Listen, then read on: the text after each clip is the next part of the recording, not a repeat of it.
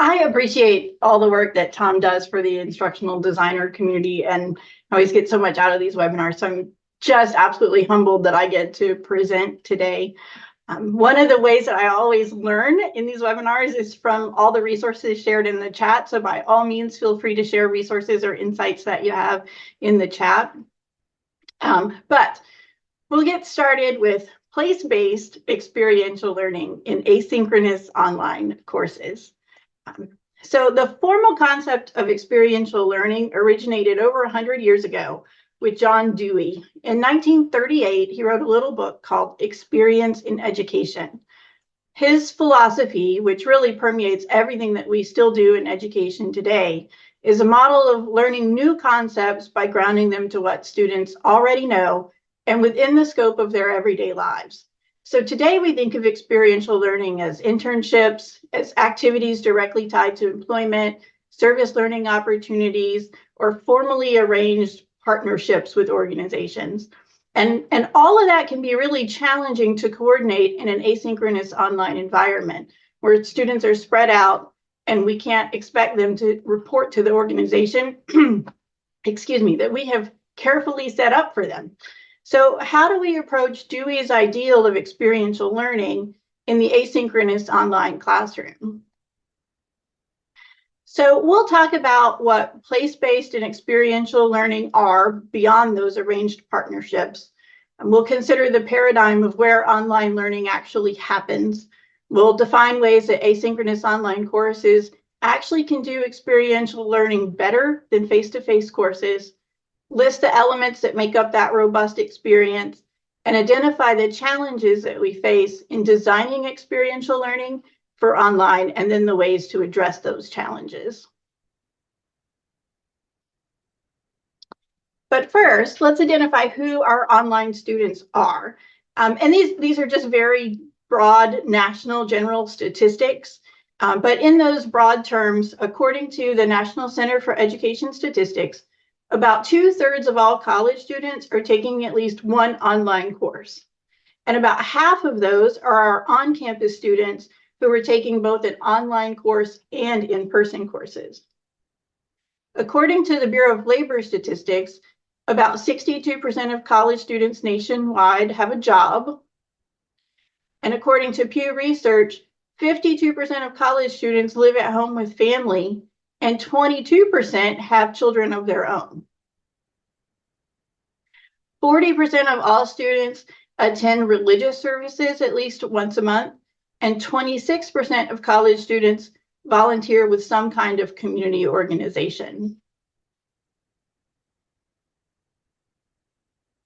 So understanding who our students are is important when we consider the kinds of place-based learning opportunities that they may have. Place-based learning connects students to their community and to their surroundings. So it includes their physical environment, the people in their lives, the organizations they interact with, their local history, the culture that they take part in. And it uses the local community and environment as a starting point for teaching concepts across disciplines. In doing so, it achieves 3 important goals of education. The first goal being student agency. So student agency is providing students with choice in how they learn. It helps them examine themselves as learners. It allows them to choose their learning experiences so that they're relevant and meaningful to them individually. The second important thing that place-based learning does is that it creates equity. Every learner in our course is unique, and place-based learning allows us to meet each one right where they are, whether that's geographically or economically or culturally. By connecting their communities, learners develop a sense of identity, and by getting learners involved in their communities, they see others like themselves, and that builds their sense of belonging. The third goal that place-based learning achieves is community. So place-based learning personalizes learning so that students find connections in their own communities. In online courses, so often when we use the word community, we're thinking that group of students that are in that particular section of our class. This is really thinking about who the online students' community is. And it is those people and places that they interact with every day. So they build their social capital and begin performing professional networks. And it allows them to contribute in the present rather than just taking a course to prepare for a distant future. They can find opportunities to have real impact while they're still learning.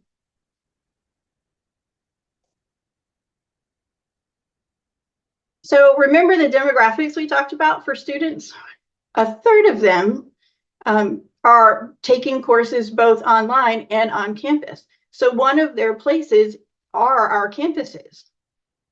Other places include their jobs, their families, their places of work, the community organizations that they're involved in, their faith communities, the varied spaces around their towns or their cities or their rural areas. So their community is not necessarily the other students in the course. Their community is their actual community. So then for the experiential component, experiential learning is really a philosophy of learning by doing. It's intentionally having students engage in an experience to increase their knowledge and develop their skills. My oldest son is a senior in high school. So I've spent the last year visiting college campuses, and they have ranged from tiny schools to big schools to huge schools. And in every admissions presentation, there's some mention of experiential learning. But when I had the opportunity to ask specifically what kinds of experiences those were, I got the familiar list: internships, service learning, study abroad, research, and fieldwork. But when we back up and we look at what elements actually make an effective experiential learning activity, we can see it can take almost an infinite array of forms. So on a scale from a semester-long project to something like a quick 20-minute assignment. So regardless of the scale, there are three important elements that make experiential learning effective. The first one is knowledge.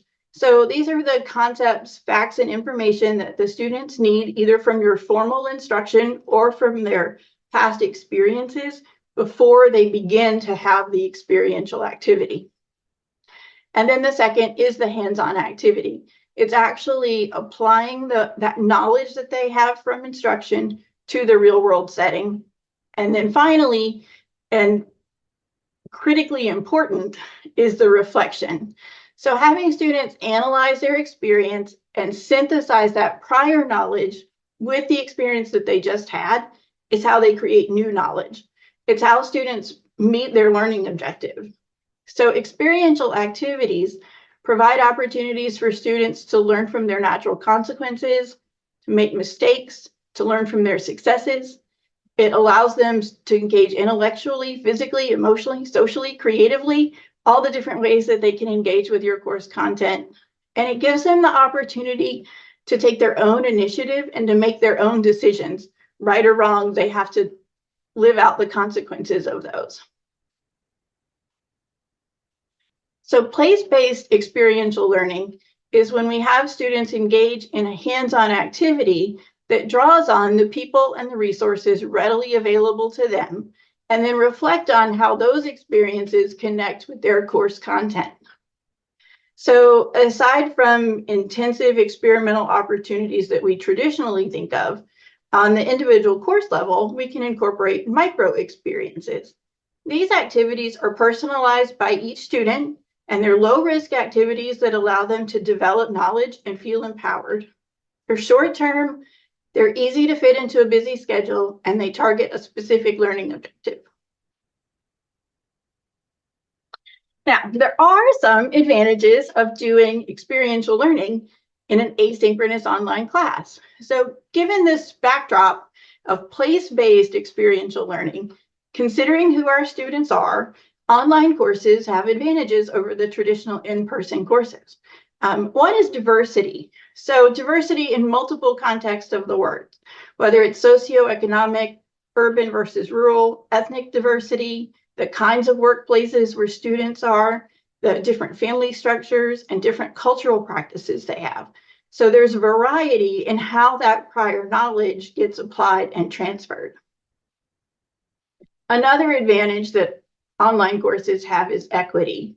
So according to research presented by Inside Higher Ed, online students are disproportionately made up of historically marginalized groups. And those are the students who benefit most from active learning approaches. Because place-based assignments rely on a student's own context to complete, they remove implicit bias. We're not prescribing our unconscious perceptions of what a right answer looks like.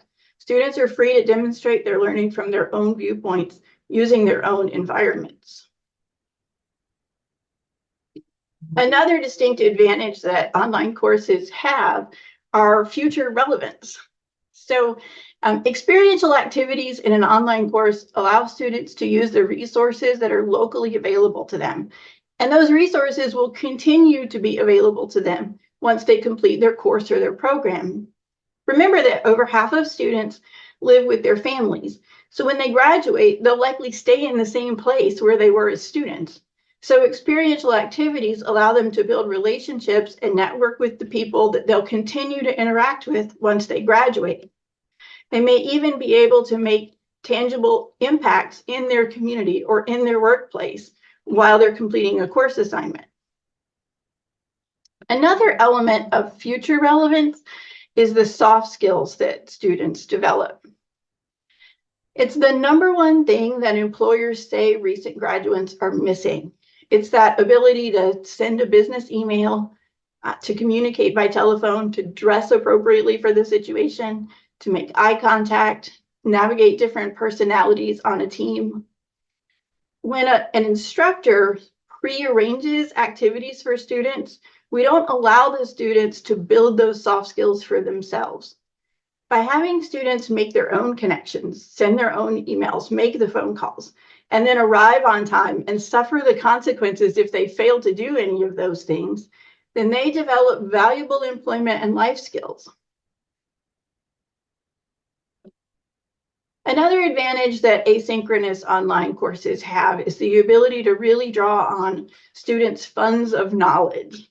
So students bring their life experiences with them into the classroom, and giving students a choice in how they complete an assignment using their own available resources, it allows them to use all those past experiences and background knowledge in ways that they couldn't do if all the students were completing an assignment in the same way with the same resources. And then finally, empathy. So as students reflect on their experiences and bring those reflections back to their online peers, it enriches the experience for the whole class and for the instructor. Everyone gets exposure to environments that they likely don't know about before, and they can appreciate multiple places beyond their own. The differences allow students to build empathy for people different from those in their own communities. Discussions around each student's experience are not bounded by class time. Discussions happen in the online platform asynchronously. So each student has the opportunity to be heard fully and to fully engage with each other student. So there's lots of research and theory, but these are some actual quotes from students who took an online course with an asynchronous or an asynchronous online course with an experiential component. And just notice the key words that they used in describing their experiences. They talked about how they gained self-confidence, how the experience made them more aware, that they made new connections, that they formed new insights, that the courses were engaging and the projects were fun, and that they really got it after seeing how the concepts applied in the real world.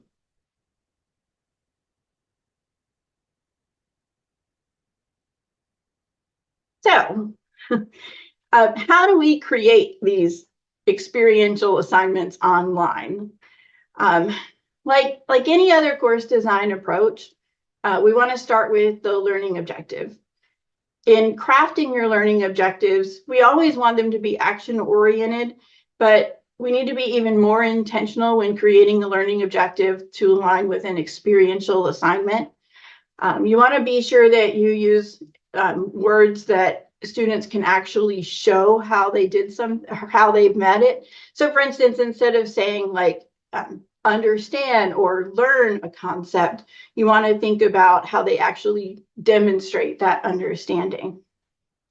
And then that brings us to number 2, defining how the objective is demonstrated in the real world.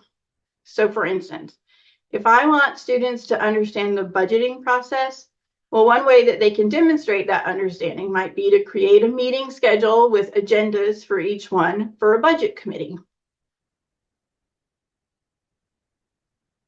Then number 3, what are some ways that students can participate in or observe or replicate the real world experience? So in our budget example, they could attend and observe an actual budget meeting. For some students, that might look like attending a city council budget meeting, or for others, it might be a school board. For others, it might be their homeowners association or their church budget committee. They're all accomplishing the task, but they're doing it differently. They're all seeing how the course content gets applied in an actual context, but we're not prescribing exactly the task that they have to perform to meet that goal. In step 4, you want to determine what the logical presentation of the deliverable is. So how does this concept get presented in the real world? Is it a memo? Is there some sort of physical product that's created?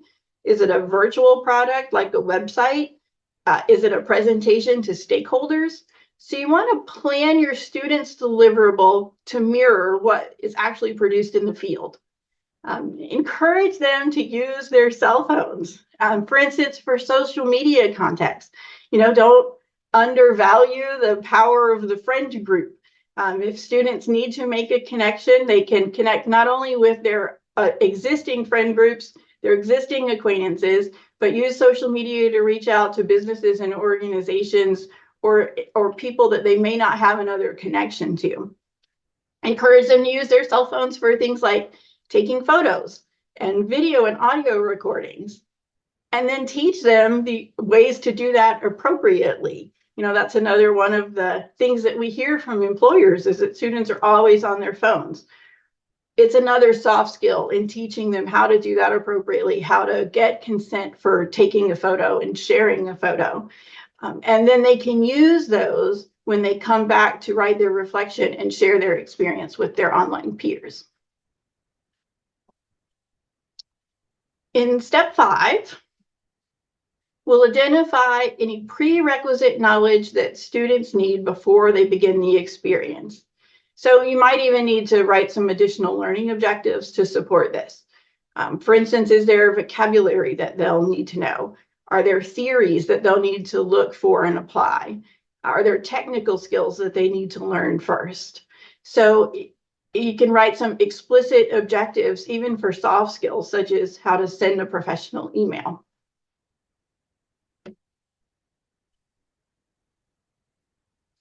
Step 6 is really just so important to the entire experience.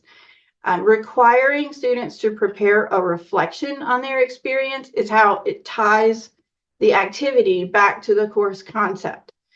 So in addition to giving them prompts about the core concepts that you're targeting, you also want to provide prompts that allow them to think deeply about their own communities.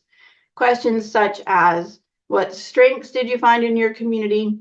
What deficiencies did you find? How did the socioeconomic conditions or the culture of your community impact the way you approached the assignment? What observations did you make about your community? What did you see that maybe you had not noticed before? And all of these things help students really think about the experience that they had, both from the course content, the stated learning objective, but then also how they belong and identify in their community and the differences that they can make. So in step 7, we want to use our favorite online tool, the discussion board. So discussions in online courses are just so transactional. Students and teachers alike, we're all just checking the box when we complete discussion questions. Normally, like all the students have read the same article, they've all watched the same video. There's only so many ways to restate the main points in a discussion. But with a place-based experiential approach, all the students have had different unique experiences. And when you do something, especially something that's new and novel to you, you're excited to share it. You want to tell others about your experience. So that's where the discussion board can really become lively. They're excited to see how others' experiences were different from their own. And they genuinely have something that they want to talk about instead of creating some forced response to a prompt. And like we said earlier, we're not bound by the limitations of the classroom. Each student can take the time they need to fully express themselves and relay their experience to their peers. And then number 8, finally, as the instructor, you need to provide feedback to each student to draw out the concepts that you're targeting. So you want to prompt them in ways that they may not have thought about. You want to encourage them in the areas that they can improve, but you become really like their coach in providing their feedback.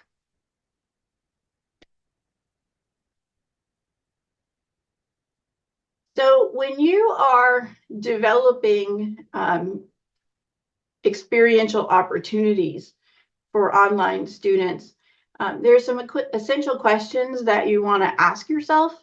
So again, going back to your learning objective, how would this learning objective be applied in the real world? Even if it's something very theoretical, where can I observe it? Where can I see it in action? If it is something where there is no real world application of it, maybe go back and revisit your learning objective and perhaps reimagine it or rewrite it so that there is a real world application. We hear that all the time, that people question the value of higher education. Is it worth it? Does it apply to the real world? That son I mentioned of mine wants to be an English and/or history major, and especially in the humanities, not me, but some people, society is really beginning to question the value of that. And so we want to make sure our learning objectives and the experiences that we're creating do show that real world value. Another question that you want to ask is, what product is naturally derived from the learning experience? One example that I gave was the budget meeting, that you have a series of meetings to develop a budget. Each one of those meetings has an agenda, and then you write at the end of it a budget. That's the natural product that's derived from it. And so we want to make sure that what we're asking students to deliver in terms of what they're turning in from the assignment ties back to what they would be doing in the real world in that role. And then likewise, how is it organically shared? Perhaps you do research, and in your field, the way that research gets disseminated is a presentation to stakeholders, or perhaps it is a website that you create. So you want to think about, in your discipline, what's the natural way that people share information, and then have your students share it in that same way. Even better if they can share it to real stakeholders, but at least in terms of your classroom, having the product they produce mirror the real world product. And then another question to ask yourself is, what is learned from the diversity in resources that's available to students in the various cultural, geographic, and economic communities represented? And so each time you teach the class with the same assignment will be different, because the students will have different resources to pull from. So what do we actually learn from the fact that one student has a multitude of resources to complete this task, lots of choices, and another student may only have one, or maybe not even at all, that's a reasonable resource for them? So what do we learn from that variation? And then how do all the students in the class benefit from that level of diversity? I remember learning about teaching online, And it was just something that I took for granted based on where I lived, that students have access to Chromebooks or laptops in the classroom. And I had a good friend who was teaching in a very rural part of the state. And in her entire classroom, there was one outlet. So teaching with Chromebooks for her had entirely different obstacles than it had for me. And so I had never considered, when I was designing coursework to be delivered online, things like you might have a classroom where there's only one outlet for 25 students. So we all benefit from having that awareness that is outside of our norm and our paradigm. Okay, so overcoming challenges. It all sounds great in theory. Everything always sounds great in theory. But in the real world, we know that there are going to be challenges and pushback. So how do we overcome some of those? We'll first look at challenges specific to students. So one of the big challenges that students face is going to be those soft skills. They're legitimately challenging for young people, especially. Many of them have never reached out to an organization professionally, or they've never been to the places that will ask them to go. And so instructors will need to anticipate that discomfort. Give them opportunities to practice. Let students role play, for instance. Give them examples of what it looks like to do these things. And then give them the freedom to take the risk and let them know that it's okay to fail and it's not going to be the end of the world or detrimental to them if they don't get it right the first time. Another obstacle for students is that by nature, the tasks that we'll be giving them are loosely defined, they're ill-structured. You know, students are used to having assignments that are very specific. Do this task this way, give me this product, do it in this many words, and follow this template. But because each student's going to have different resources and they'll be completing the activity in different contexts, you can't define all those details. So many students will be paralyzed without those kinds of specific instructions. You can overcome this by giving them plenty of notice ahead of time, providing opportunities or even requiring that students meet with you and chat about how they think they're going to accomplish the task, and then giving them opportunities to get feedback from you and feedback from their peers with plenty of time to try a different approach if they need to. And then just assure them that there is no one right answer or right approach. Another obstacle that students might have is time management. They wait until the last conceivable minute to complete an assignment. So building in checkpoint assignments along the way keeps them moving forward and on track. So back to our budget meeting example, having students submit early on which budget meeting they plan to attend and the details of where it is and when it is, that's just a way of assuring that students are planning ahead and managing their time in anticipation of those commitments. And then a lack of resources. So what if there's a student who just doesn't have something in their community that they need it to complete the assignment and it's just not there? So first, you want to explore what you can actually learn from that lack of resources. What are the causes of the deficiency? What's the closest place where the resource is available? What impact does that have on that community? Sometimes we can learn more from the lack of resources than we can from the abundance of resources. But beyond that, go back to your learning objective. So is it critical that the students have that particular resource? Or can they approach the task differently and still learn the concept that you're targeting? You know, if I ask students to tour a manufacturing facility and there's not one within 2 hours of me, well, okay, what is it that I wanted them to learn from touring that facility? Can they learn that same concept from touring their local grocery store or something that is close to them? It's not about the place, it's about the concept that they need to take away from it. And then for instructors. So the first sort of challenge for instructors is changing the paradigm of where we see online learning happening. Online learning is I sit in front of the computer and I watch a video, I listen to the lecture, I read the articles, I respond to the discussion board, I take the quiz. That's where online learning happens, right? But really, we need to shift the paradigm to see it as online learning.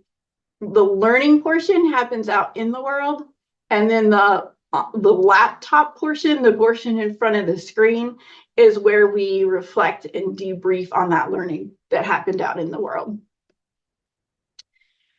Perhaps the most challenging thing for instructors is just embracing the unpredictability. As an instructor, you don't know how your students are going to choose to carry out the task. You can't predict one right answer. So you have to embrace that variability that's going to occur. It's actually usually much more interesting in the long run to the instructor to have a variety of assignment submissions and a variety in how students approach the task. It's more interesting to evaluate than it is getting the same response, the same final product for all of the 30 students in your class. But then, because it is unpredictable and they are all different, how do you grade that? How do you grade when each person turns in something that doesn't follow any sort of set right or wrong? Creating a rubric is your best friend. A holistic rubric that provides an assessment of the student's performance rather than just a checklist is going to be a better guide for grading. And remember that you're not just grading the deliverable that they turned in, but you're also grading their reflection on the experience. That reflection is where they're going to analyze the experience and synthesize it with the course material. And then the final obstacle that's just identified here anyway for instructors is that they really have to take on a role change. So instead of being the expert in the class and they're just downloading information to the students, they become the expert mentor in the class. And they're guiding the students through the process of learning. They're facilitating when students get stuck. And so it becomes more of a relationship with the students than it is, I'm just downloading everything that I've learned. There it is. Now you learn it. It becomes a two-way coaching kind of relationship. So I've included some references and resources. When Tom shares the slide deck, you'll have those to refer back to, and my contact information as well.